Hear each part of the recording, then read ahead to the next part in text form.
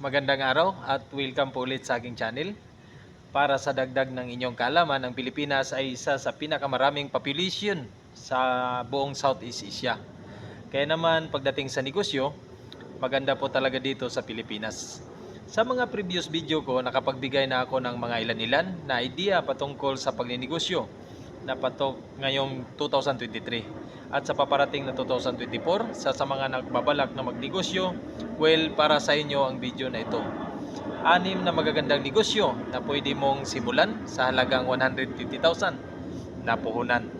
Ang mga negosyo ang aking babanggitin ngayon, kung tutusin wala naman itong season.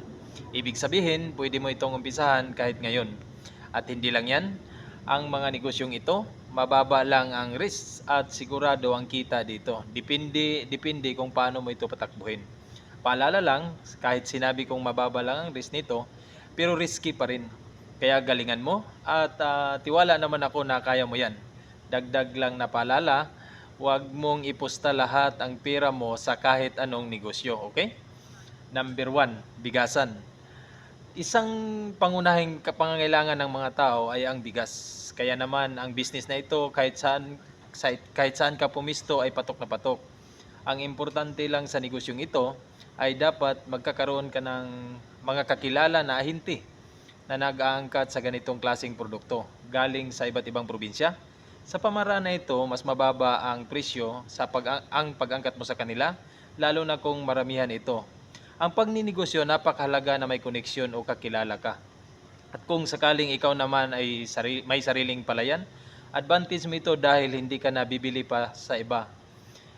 Kaya naman kung gusto mong umpisahan ang negosyong ito, masasabi ko lang, ang negosyo na ito ay walang lugi at sigurado ang kita mo dito. Ang estimated na maging puhunan mo dito ay nasa 100,000. Yung tira ng pera mo, ilaan mo ito para sa bayad ng pwesto or sahod ng tao mo at iba pang pangangailangan ng negosyo mo. Number 2, grocery store. Ang negosyo na ito ay medyo mas malaki ng bahagya sa sari-sari store o sa probinsya ang tawag nito ay wholesaler. Dito bumibili ang mga nagmamayari ng mga sari-sari store. Ang negosyo na ito ay wala ding lugi. Marami nang nagpapatunay nito na kung maalala mo nung bata ka pa, ang grocery store ni Aling Puring sa bayan nyo at ngayon may anak ka na, nakatayo pa rin ang grocery store na ito. Marami na akong kakilala na yumaman dito. Patunay dyan ang isa sa pinakamayaman sa bayan namin sa ganitong negosyo lang nag-uumpisa. Nag-umpisa sa grocery store, ngayon isang malaking supermarket na at may iba pang mga negosyo. Pwede kang mag-umpisa nito sa halagang 150,000. Tulad ng nasabi ko, mahalaga sa pagnenegosyo ang may koneksyon at may kakilala na mahinti, lalong-lalo na sa negosyong ito. Bilang isang ahinti noon, tinutulungan namin ang mga tindahan na mabait sa amin at nakapagbayad sa tamang oras. Tumutulong kami sa pamamaraan ng pagpautang ng aming mga produkto dahil dito nadagdagan ang paninda mo at siyempre sigurado ang kita mo dito na wala kang nilalabas na puhunan. Isang sikreto ito sa mga matagumpay na may grocery store at isang paalala lang sa negosyo dapat alam mo ang perang lumalabas at pumapasok sa iyo. Number 3, printing business.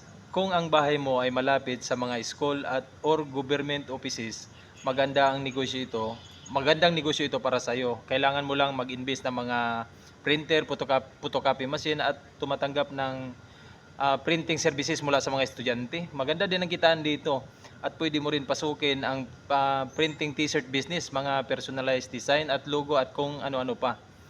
Isa pa ito sa mga patok na negosyo sa ngayon. Ang ganitong klaseng negosyo ay may siguradong kita at mababa ang chance ng pagkalugi. Kailangan mo lang ng maayos na maintenance sa mga machine na ginagamit mo dahil ito lang ang buhay ng negosyo mo. Ang business na ito ay may estimated na 150,000 na puhunan. At kung may matira, magagamit mo ito sa iba pang pangangailangan sa negosyo. At kung wala naman, dagdagan mo lang muna dahil may kanya-kanyang presyo ang mga machine na gamit dito. Paalala lang, kung bibitaw ka ng pera sa negosyo, yung kaya mo lang mawala sa iyo. If ever, okay?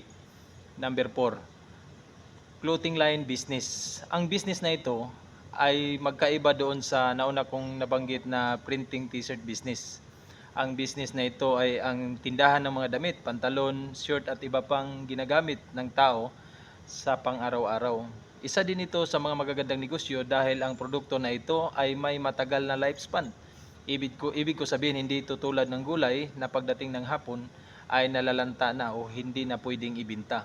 So kung hilig mo ay passion, maganda ang negosyo na ito para sa iyo. Kung matyaga kang magantay sa mga sale na malalaging mall, sa mga branded na produkto, makukuha mo ito ng mas mababa lang. O di kaya'y sa Divisoria, Taytay, or may skill ka na marunong manahi o mag-design ng mga damit, may advantage ka na dito. Or kung wala naman, kung wala ka namang skill na tulad nito, pwede kang kumuha ng tao para gumawa nito. Medyo maingat lang ng konti sa ganitong klaseng business dahil 150,000 lang ang puhunan mo. Hindi naman talaga maging perfect ka agad yan, pero mas mabuti pa rin yung mag-iingat.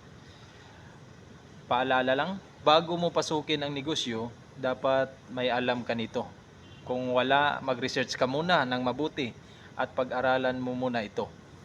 Number 5, Sapatusan Store.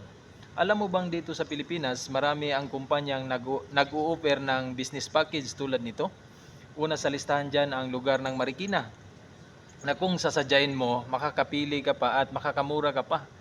At nag-o-offer rin sila ng mga sarili mong brand, kaya panalo ka dito. Malakas ang negosyo na ito sa online shop tulad ng Lazada, Shopee at marami pang iba.